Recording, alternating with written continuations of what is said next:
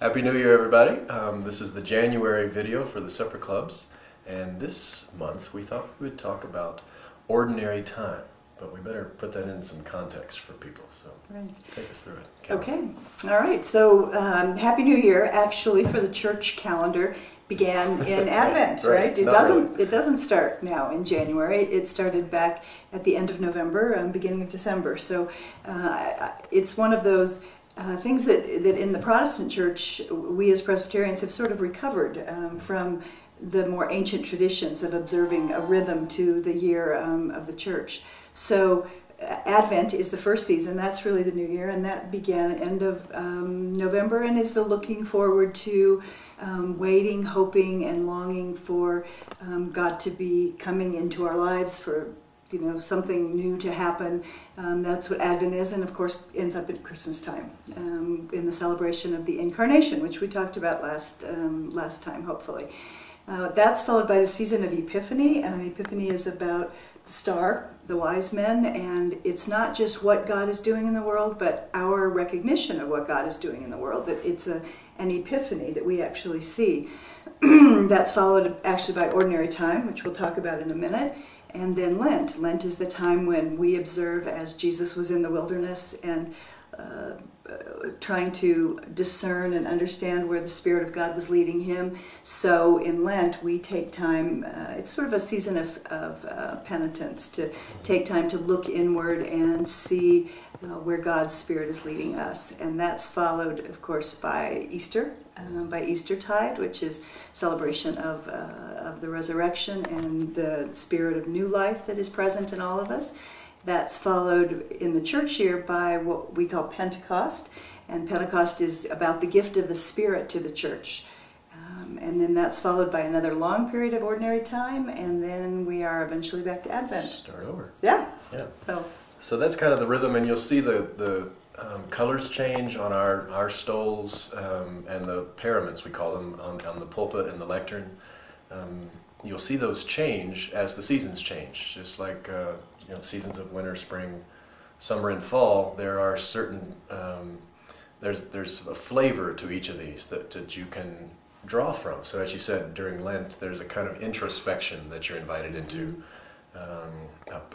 In Advent, there's a kind of waiting and a preparation, and also some introspection. It's the darkness, and light coming into the darkness. So we touch the darkness within us, and so there's gifts in each of these seasons, and there's also in those seasons of Advent and Lent and Easter, there's kind of something you're looking for. There's a day, either Easter, celebration at the end, a celebratory piece at the end. Right. But of course, not all of the church, all of the year is filled with celebrations, and so there's a couple of large gaps that we call ordinary time. Which sounds really boring. It does. Yeah. And sometimes it is. And there's something to be said. That's really why we wanted to focus on ordinary time. Pretty soon we'll be moving into one of those ordinary times after Epiphany. And what you're, now I forget because we're in December, but right now for us, we're in the midst of Christmas shopping and celebrating here at the church. It's a very busy time, very festive time. And pretty soon we're moving into an ordinary time where there's no big holiday, there's nothing to look forward to, no parties necessarily. And so we thought we would talk about ordinary time and what some of the gifts of ordinary time really are, because of course in real life every day is not a celebration. Right. There's lots of ordinary things that we do day after day. Yeah. But perhaps there's a wisdom in that as well, and so we thought of a few gifts, and you might have some that you think of as well. One of them is just that there's time to rest. There's just to breathe. Yeah. In fact, the pastor's letter that I wrote for January, I call January an exhale month, whereas December is kind of okay. Right. And January is a time to breathe out and to let go. And we need that. We have rhythms, just like every creature in the world has rhythms of activity and rest. Sometimes we humans forget that we just think we're one activity after the next. And as we talked about preparing for this, you mentioned that it gives us some space for something new to happen. Right. Yeah, to be able to, to slow down and stop, or just create some space where something new might be invited in is a tremendous gift. It's a kind of trusting in the unknown as well, trusting that I don't have to fill every moment of my day and my time with something that I'm in control of and I'm managing. To just it reminds me a little of the labyrinth, of when we say, when we walk the labyrinth. It's the same sort of idea that we, for a little bit of time, don't have to be in charge of everything. It's hard for me to say that, but sorry. Do you really believe that? That we don't have to be in charge, that we can let a path lead us, or let something larger than ourselves lead us. And one of the other gifts that happens is that we're able maybe to notice things that we wouldn't notice otherwise, that we pay more attention to relationships develop and deepen. When we're with our kids or with our friends or with our neighbors, something happens to deepen and to give us gifts that we otherwise just miss. And if we are constantly aimed toward the next celebration, then sometimes... Or if you're in the midst of those, like now, where you're at a party with someone, there's a gift to that, you know, and you're going to get to talk to them a little bit. But if you're in a group of 40, how deep can you go with one particular person? What can you notice about their lives, as opposed to sitting down over a cup of coffee with them in January, where you've got a little more space? And that's what I think we mean by noticing things that you might not normally notice. I mean, the best days sometimes for me with my kids are not the days where we've kind of got the whole thing figured out and okay, now we're on schedule to do this. It's where I really just kind of let go, create some space, and then I can notice, oh, this is who this person is. This is who they're becoming. And the contemplatives of the world have always tried to teach us that, you know, that it's in those times. Barbara Brown Taylor's Altar in the World, the book that we read a couple summers ago, was like that. That points us very much to needing that ordinary time.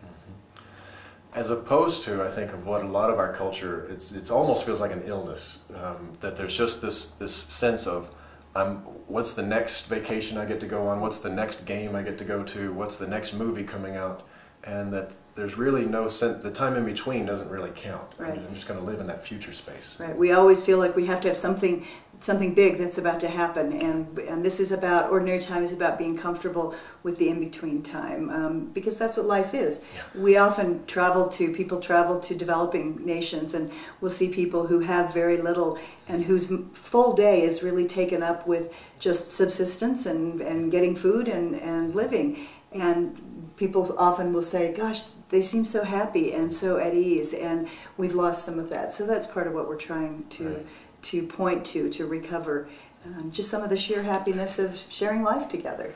A friend of mine used the phrase, you know, we have the freedom to make meaningless choices. And there's a sense in which, you know, well, am I going to go see this movie, or am I going to go to that party or this Broncos game? And when those choices are not there, where you're living in a country perhaps where you don't have 5 movie theaters in 5 miles. We're sort of addicted to the excitement, and we've lost the ability to let things be. What are the gifts of just being in your house, and you know, we wrestle with the boredom, and I'm sure other people do too, but there may be gifts in that. So we want you to talk about this around your tables, and we have 3 questions. The first one that we thought about is, what is your favorite, how would we say it? If you're in that space, where do you find what's life-giving for you out of just the ordinary times in life, you know, instead of the holidays and the parties? What's life-giving for you out of that? If you had to write a reflection or a devotion on what brings you alive, we asked that of new members. That would be one question. Okay. And then think about a time when you've had that space and you've noticed something new. So, you know, just reflect on that, and maybe share a story with the group of a time where you found something, noticed something that you might not have in the speed of life. So, and then maybe a third question is, what helps move you into that sort of a space where you can finally let go of all of the hurriedness of life? What helps you move into that place? Is it worship? Is it being outside? Is it being with your kids? What is it? So, all right. Okay, Thanks, have a everybody. great time. Have fun. Bye.